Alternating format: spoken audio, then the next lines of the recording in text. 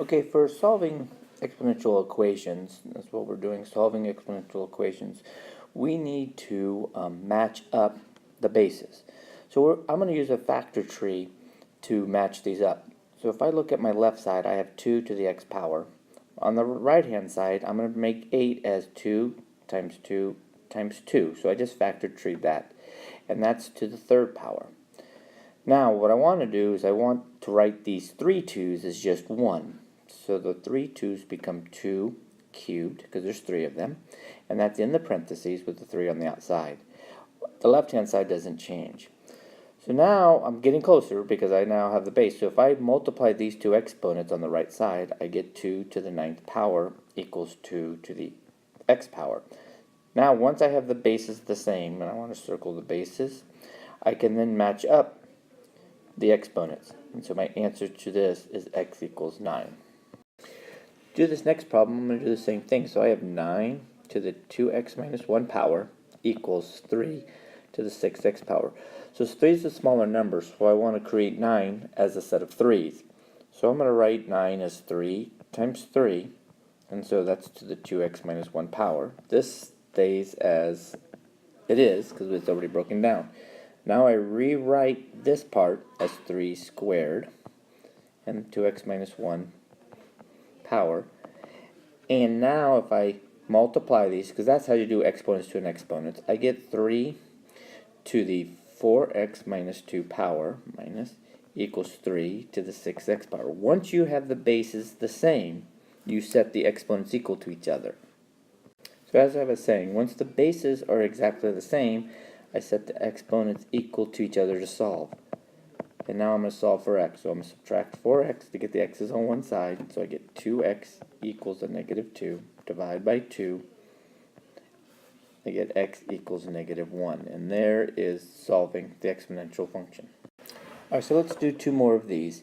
So I want to know what base I'm going to use. So I'm going to use the base of 4. So I'm going to write 64 as 4 times 4 times 4.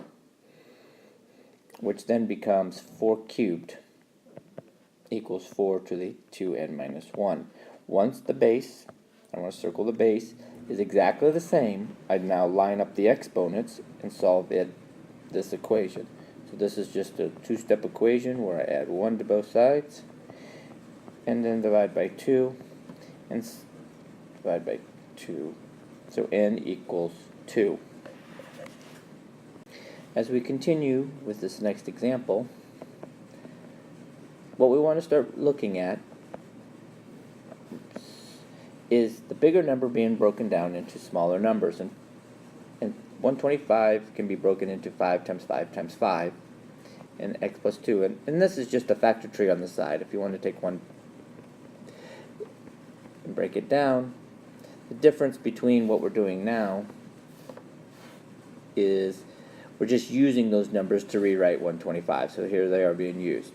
Now, once I have them in the same number, I need to get an exact same base. So this stays the same over here, but this is 5 cubed.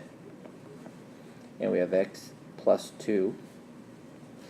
So now I can multiply this 3 times x plus 2, so I get 5, 3x plus 6 equals 5x.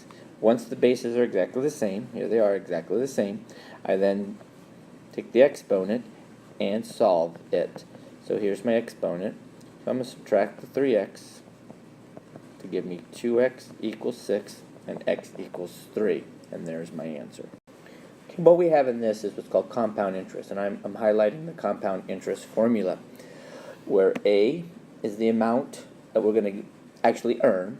P is what we start with. That's the amount of money we start with. R is the rate.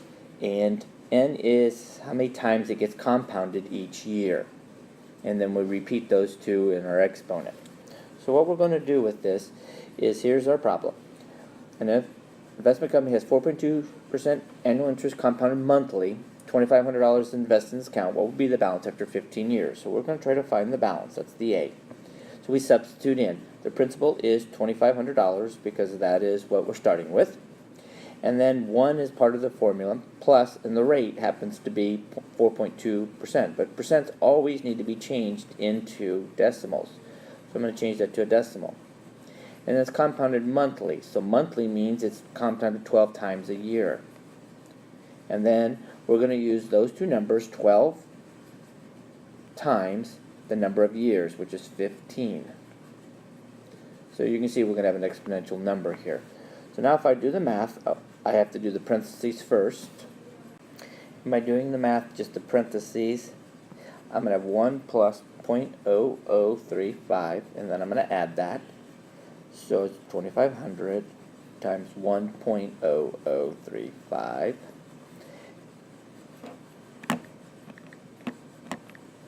And if I multiply 12 and 15, I get 180. So I have an exponent of 180 up here on the top. So now I can take that one. So if I take my calculator and do this exponent part first, and then multiply that by 2,500, I will get 4,688.87 rounded, because money only rounds to 2 decimal places. So there is my answer at the end of 15 years. And now we can actually graph this equation if we wanted to. So you could take your graphing calculator and put in this number right here.